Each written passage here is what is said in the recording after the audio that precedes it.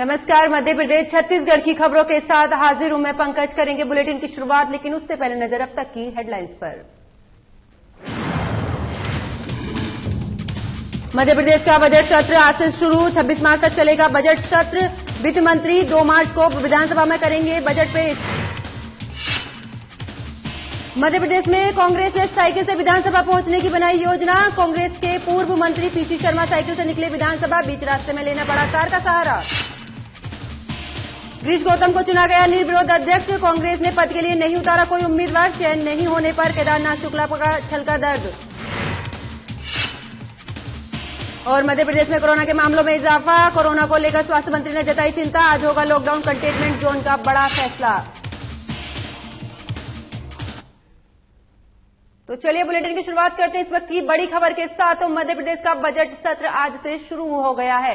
ये सत्र 26 मार्च तक चलेगा। प्रदेश के वित्त मंत्री जगदीश देवड़ा 2 मार्च को विधानसभा में बजट पेश करेंगे। इस बार विधानसभा में 33 दिन का सत्र संचालित किया जाएगा। इस सत्र में कुल 23 बैठकें होंगी। इस सत्र में 11 संशोधित अधिनियमों पर भी यहां पर चर्चा की जाएगी। सत्र के पहले दिन आज राज्यपाल आनंदीबेन पटेल का अभिभाषण होगा। वहीं विधानसभा अध्यक्ष के पद पर गिरीश गौतम के नाम पर सहमति बन गई है। हालांकि अभी तक उपाध्यक्ष के पद के लिए नाम की घोषणा नहीं की गई है। इस बार उपाध्यक्ष पद पर भी बीजेपी का ही उम्मीदवार रहेगा। आपको बता दें कि कोरोना महामारी की वजह से इस सत्र में सभी को नियमों का पालन करना होगा। कोरोना गाइडलाइन के तहत बाहरी लोगों का विधानसभा परिसर में प्रवेश प्रतिबंधित होगा। साथ ही आने वाले लोगों को मास्क के साथ 6 फीट की दूरी बनाकर ही वहां पर रहना होगा। जो विधायक स्वस्थ नहीं होगा वो किसी भी वीडियो कॉन्फ्रेंसिंग के जरिए से सत्र में हिस्सा ले सकेगा।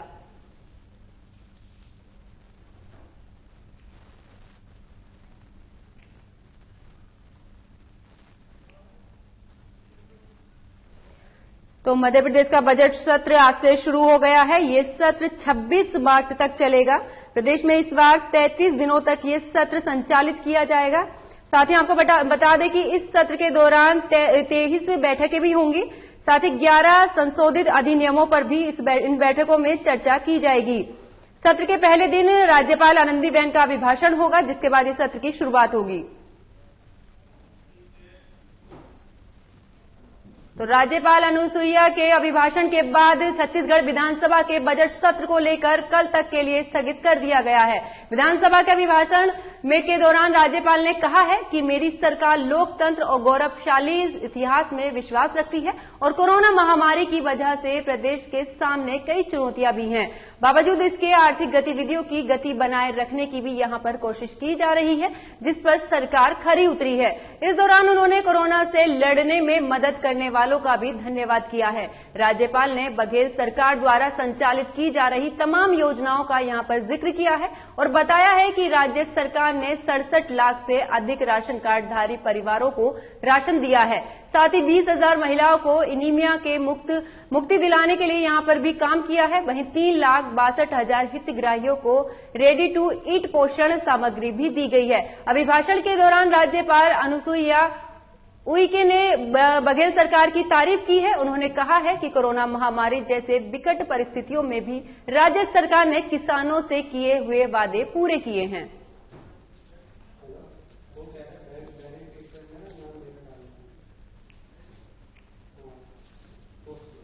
तो राज्यपाल अनुसुईया उइके के अभिभाषण के बाद छत्तीसगढ़ विधानसभा के बजट सत्र को लेकर ये कल तक के लिए स्थगित कर दिया गया है।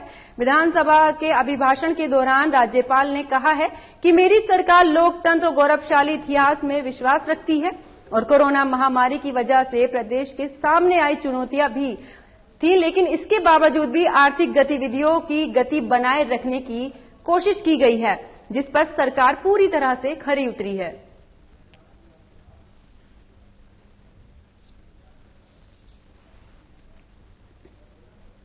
तो आपको बता दें कि राज्य सरकार ने 67 लाख से अधिक राशन कार्डधारी परिवारों को राशन दिया है और साथ ही इसके 20,000 महिलाओं को एनीमिया से मुक्ति दिलाने का भी सरकार की तरफ से काम किया गया है। वहीं 3,62,000 हितग्राहियों को रेडी टू ईट पोषण सामग्री दी गई है। अभिभाषण के दौरान राज्यपाल अनुसुईया उइके ने बघेल सरकार की जमकर तारीफ की है और साथ ही उन्होंने कोरोना महामारी जैसी विकट परिस्थितियों में सरकार की तरफ से किसानों के जो वादे किए गए हैं उनको पूरा करने पर भी उनका धन्यवाद दिया है।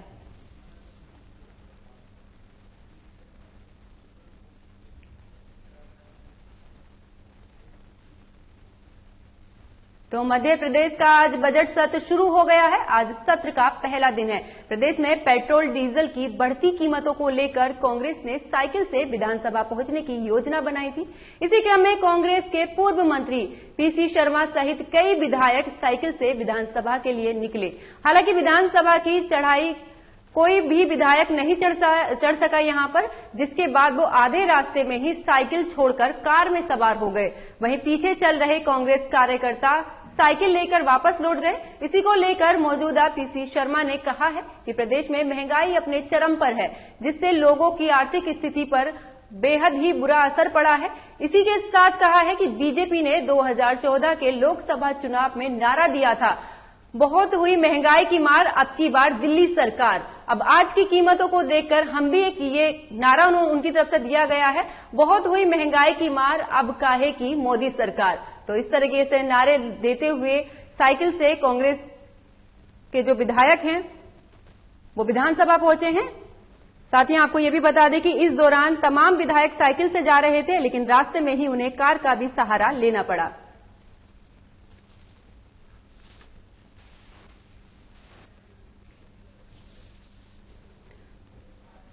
तो मध्य प्रदेश का बजट सत्र आज से शुरू हो गया है। आज सत्र का पहला दिन है। प्रदेश में पेट्रोल डीजल की बढ़ती कीमतों को लेकर कांग्रेस ने साइकिल से विधानसभा जाने की योजना बनाई थी, लेकिन ये योजना आधी अधूरी रही क्योंकि रास्ते में ही विधायकों को कार का सहारा लेना पड़ा। तो आपको बता दें कि विधानसभा सत्र का आज पहला दिन है, जहां पर पेट्रोल डीजल की बढ़ती कीमतों को लेकर विपक्ष सरकार को घेरता नजर आया है। आपको बता दें कि पीसी शर्मा ने कहा है कि प्रदेश में महंगाई चरम सीमा पर है, जिससे लोगों की आर्थिक स्थिति पर गहरा असर पड़ा है।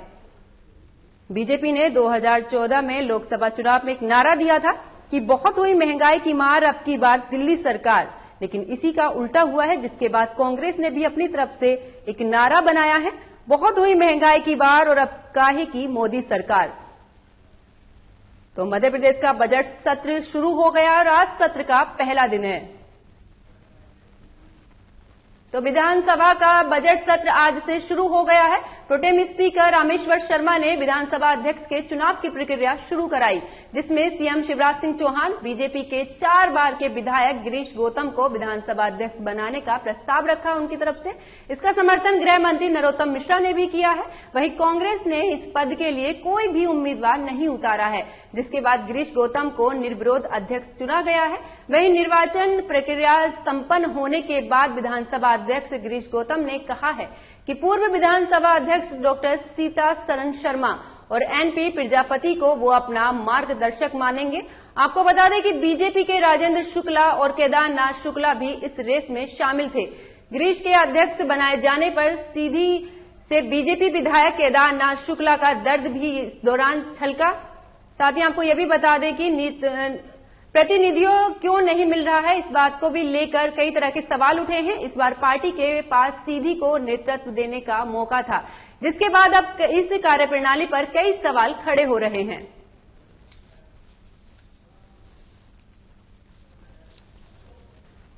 तो विधानसभा का बजट सत्र आज से शुरू हो गया है। प्रोटेम स्पीकर रामेश्वर शर्मा ने विधानसभा अध्यक्ष के चुनाव की प्रक्रिया शुरू कराई है, जिसमें सीएम शिवराज सिंह चौहान, बीजेपी के 4 बार के विधायक गिरीश गौतम को विधानसभा अध्यक्ष बनाने का प्रस्ताव उनकी तरफ से रखा गया है।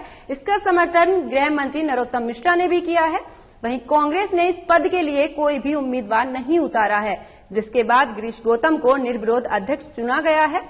वहीं निर्वाचन प्रक्रिया संपन्न होने के बाद विधानसभा अध्यक्ष गिरीश गौतम ने यह भी कहा है कि पूर्व विधानसभा अध्यक्ष डॉक्टर सीतासरन शर्मा और एनपी प्रजापति को वो अपना मार्गदर्शक मानेंगे। आपको बता दें कि बीजेपी के राजेंद्र शुक्ला और केदारनाथ शुक्ला भी इस रेस में शामिल थे।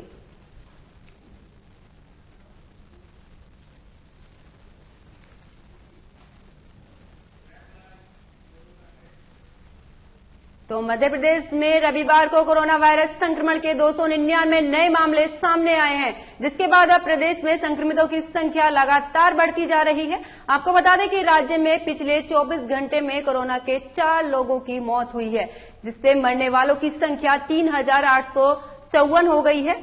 वहीं ये मध्य प्रदेश स्वास्थ्य विभाग के एक अधिकारी ने इसकी सूचना दी है और बताया है कि राज्य के 52 जिलों में से 18 जिलों में रविवार को कोरोना वायरस संक्रमण का एक भी नया मामला सामने नहीं आया है।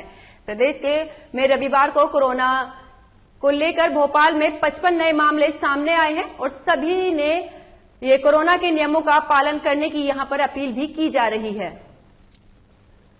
तो मध्य प्रदेश में रविवार को कोरोना वायरस संक्रमण के 299 नए मामले सामने आए हैं, जिसके बाद अब प्रदेश में संक्रमितों की संख्या लगातार बढ़ती जा रही है।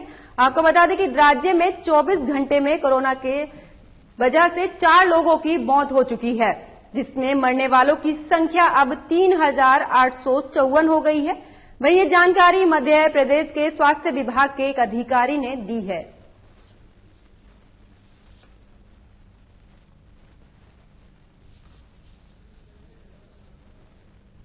तो आपको बता दें कि मध्य प्रदेश में रविवार को कोरोना वायरस संक्रमण के 299 मामले सामने आए हैं।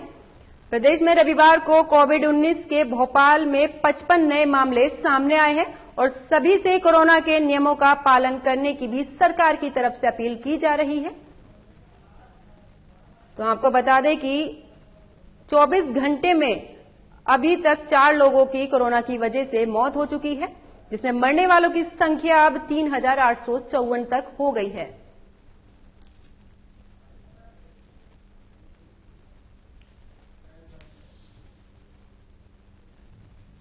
तो मध्य प्रदेश में कोरोना के बढ़ते मामलों को लेकर स्वास्थ्य मंत्री प्रभुराम चौधरी ने बयान दिया है, जिसमें स्वास्थ्य मंत्री प्रभुराम चौधरी ने कहा है कि कोरोना मरीजों की संख्या बढ़ना चिंता का विषय है। इसी के साथ प्रभुराम चौधरी ने कहा है कि समीक्षा बैठक के बाद हालातों को लेकर फैसला लिया जाएगा।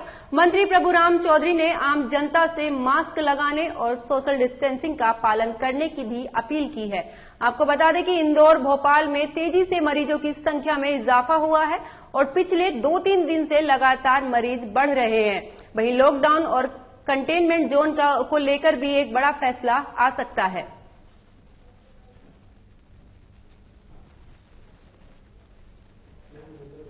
तो मध्य प्रदेश में कोरोना के बढ़ते मामलों को लेकर स्वास्थ्य मंत्री प्रभुराम चौधरी का बयान सामने आया है, जिसमें स्वास्थ्य मंत्री प्रभुराम चौधरी ने कहा है कि कोरोना मरीजों की संख्या बढ़ना बेहद ही चिंता की बात है।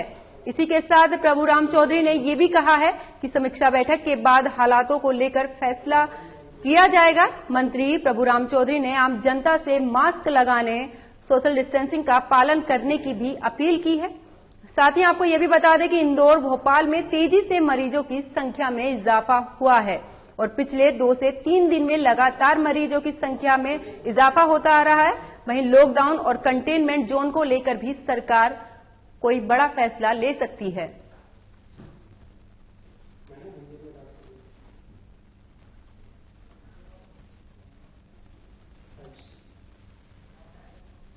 तो मध्य प्रदेश में कोरोना के लगातार मामले बढ़ते जा रहे हैं। प्रदेश में 299 नए मरीज सामने आए हैं। साथ ही आपको ये भी बता दें कि इन सभी मामलों को लेकर स्वास्थ्य मंत्री प्रभुराम चौधरी का बयान सामने आया है। उन्होंने कहा है कि प्रदेश में इस तरीके से कोरोना के मरीजों की संख्या का बढ़ना बेहद ही चिंता की बात है। साथ ही उन्होंने ये भी कहा है कि जल्द ही सरकार की तरफ से लॉकडाउन और कंटेनमेंट जोन को लेकर बड़ा फैसला लिया जा सकता है।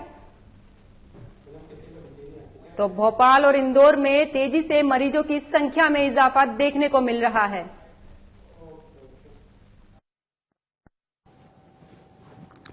कोरोना के बढ़ते हुए संक्रमण से पूरी तरीके से चिंतित भी हम लोग कार्रवाई भी कर रहे हैं। इसके लिए हम लोगों ने निर्णय भी ले रहे हैं। समीक्षा बैठक डेली मुख्यमंत्री जी की अध्यक्षता में हम लोग करते हैं। जिले के कलेक्टरों से बातचीत, संभागीय आयुक्तों से बातचीत करके और जो डिस्ट्रिक्ट क्राइसिस मैनेजमेंट कमेटी बनाई गई है जिलों में, उसकी बैठक की जा रही है बैठक करके वहां स्थानीय लेवल पर आवश्यकता अनुसार वहां पर हम लोग निर्णय ले रहे हैं और जो टेस्टिंग हमारी है उस टेस्टिंग की कैपेसिटी को भी और ज्यादा हमारा प्रयास है कि अधिक से अधिक टेस्ट होना चाहिए।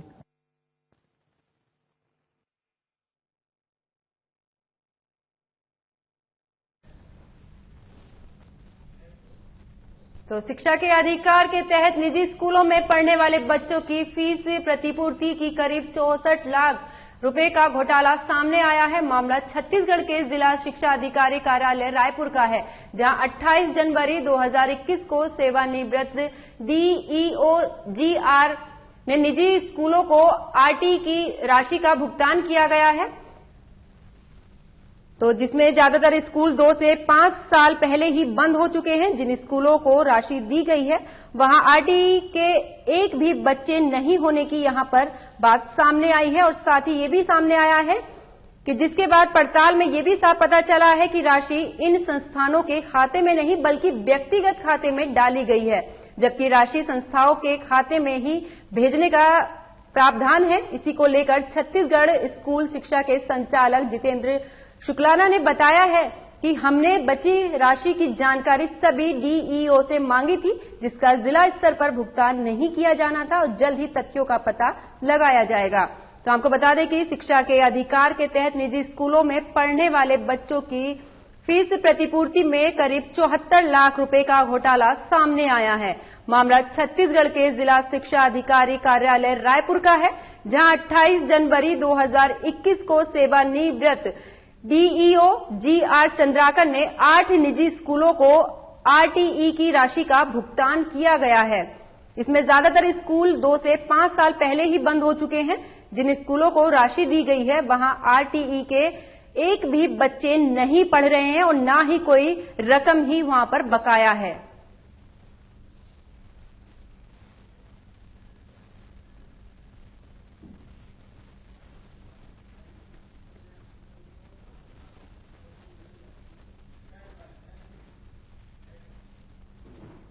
तो कांग्रेस विधायक नियल डागा के घर पिछले 3 दिनों से आयकर विभाग की छापेमारी चल रही है।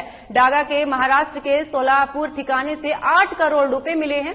आपको बता दें कि शनिवार रात करीब 1 बजे सोलापुर में डागा का एक कर्मचारी नोटों से भरा बैग लेकर भागने की कोशिश कर रहा था।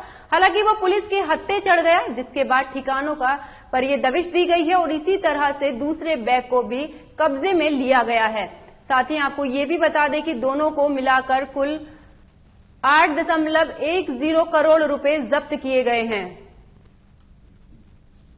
तो कांग्रेस विधायक नियल डागा के घर पिछले 3 दिनों से आयकर विभाग की छापेमारी चल रही है। डागा के महाराष्ट्र के सोलापुर ठिकाने से करीब 8 करोड़ रुपए बरामद किए गए हैं। साथ ही आपको ये भी बता दें कि शनिवार करीब रात 1 बजे सोलापुर में डागा का एक कर्मचारी नोटों से भरा बैग लेकर भागने की कोशिश कर रहा था, जिसको पुलिस ने पकड़ा है, जिसके बाद ठिकानों पर दबिश दी जा रही है और इसी के तहत दूसरे बैग को भी पुलिस ने अपने कब्जे में लिया है। साथ ही आपको ये बता दें कि दोनों को मिलाकर कुल 8 करोड़ 10 लाख रुपए यहां पर बरामद किए गए हैं।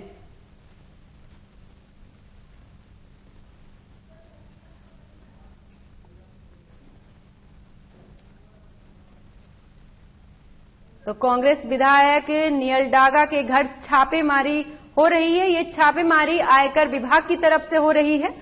आपको बता दें कि डागा के महाराष्ट्र के सोलापुर ठिकाने से करीब 8 करोड़ रुपए पुलिस को बरामद हुए हैं। साथ ही आपको ये भी बता दें कि शनिवार रात करीब 1 बजे सोलापुर में डागा का एक कर्मचारी नोटों से भरा बैग लेकर भाग रहा था, जिसको पुलिस ने पकड़ा है और उसके बैग से जो राशि थी वो जब्त कर ली गई है। साथ ही आपको ये भी बता दें कि उसके अलावा उसके और भी ठिकानों पर पुलिस की तरफ से दबिश दी जा रही है और इसी तरह से पुलिस ने एक के बाद दूसरा बैग भी बरामद किया है। तो कुल मिलाकर पुलिस ने अभी तक 8 करोड़ 10 लाख रुपए की राशि बरामद की है। तो लगातार कांग्रेस विधायक नियल डागा के घर पर आयकर विभाग की छापेमारी की जा रही है, जहां ये छापेमारी महाराष्ट्र के सोलापुर ठिकानों पर की गई है, जहां पुलिस को करीब 8 करोड़ 10 लाख रुपए बरामद हुए हैं।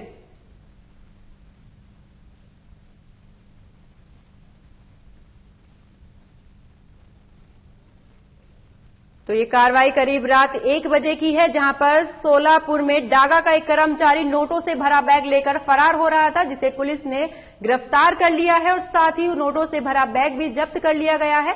और उसके अलावा एक बैग और पुलिस ने बरामद किया है। कुल मिलाकर पुलिस ने अब तक 8 करोड़ 10 लाख रुपए डागा के पास से बरामद किए हैं और साथ ही उसके और भी अन्य ठिकानों पर लगातार छापेमारी और दबिश दी जा रही है।